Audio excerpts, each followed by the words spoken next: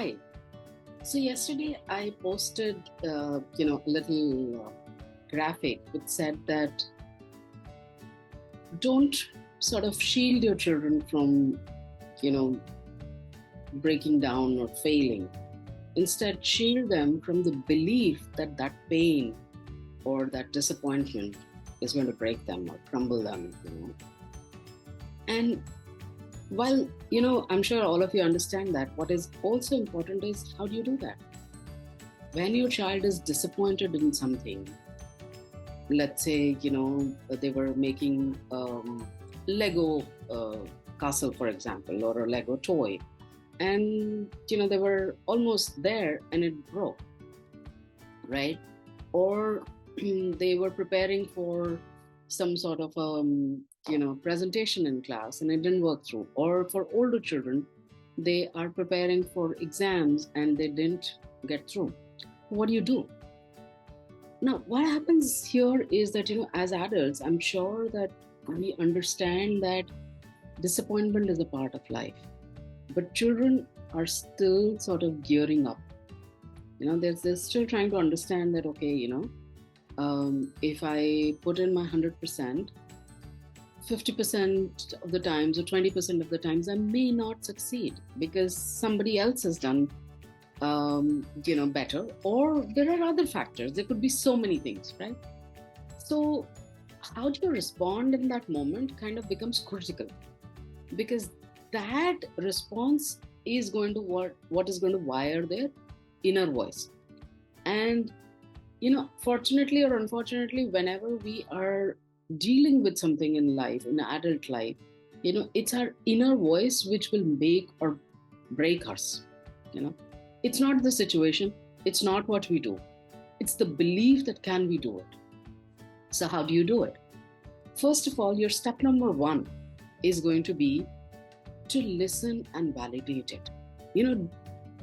More often than not, we as parents come from a place of protection.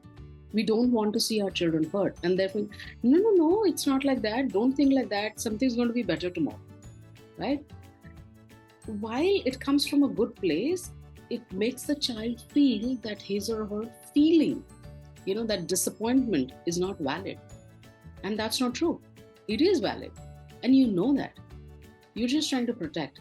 So when your child comes up and says, Mom or Dad, I am so disappointed, I didn't do well, you tell them, I hear you, I understand, and I understand the kind of work you'd put in, and I understand how disappointing that must be for you, right? And sort of let them sit with that feel. Now, once you have, acknowledged the fact that they could, it's okay to feel bad, then sort of start to shift their perspective. Let's say there's something like, I can never do this. Or, for example, my child, she doesn't do well in Hindi. She doesn't speak Hindi. She speaks Hindi pretty well now. She reads pretty well, but she has gotten this into her head that she's not good at the curriculum. She's not good at actually doing well in school when it comes to Hindi.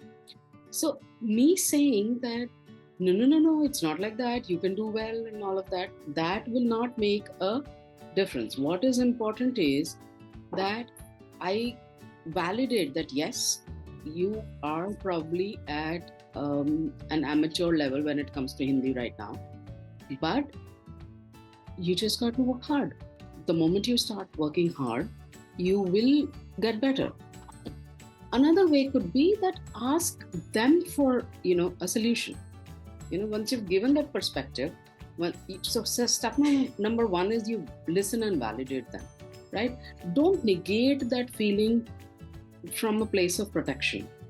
Your intention is right, but the way it plays out in the child's mind can be very damaging.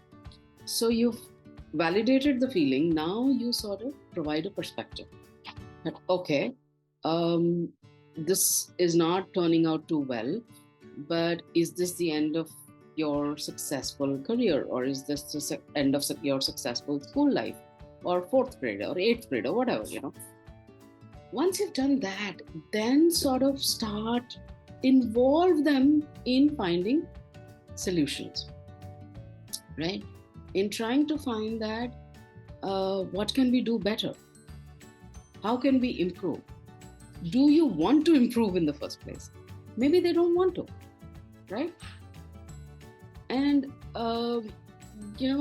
it's okay if they don't want to, but you have to kind of walk a very thin line trying to understand that do they not want to do it because they are scared of failure, or it's too hard for them, or it's that belief that, oh, no matter what I do, I'm not going to do well, or it's just purely something they're not interested in. So that's a judgment you'll have to make, but anything other than the fact that they're just not interested in that specific area, you sort of get them to create a system that will work for the next time, and figure out and make a plan.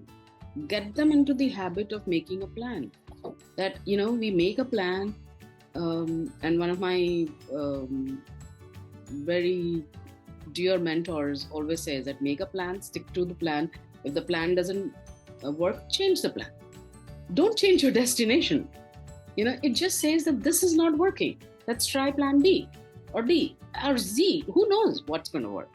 But try to maneuver through that phase.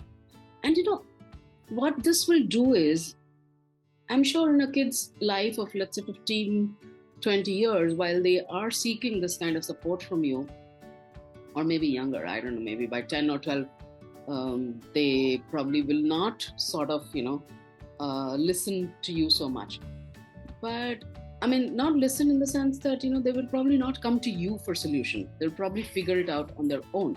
But until then, you have the scope of, telling them how to maneuver through this dark space, right? And this skill of, maneuvering through this dark space is going to be truly, truly, truly beneficial, because let's face it, life's not fair, and you all know it. Yes, we've all been there. We've all done that. But the only person who can win the race is the person who gets up after stumbling. If you just be there, you will never win. Take care and have fun.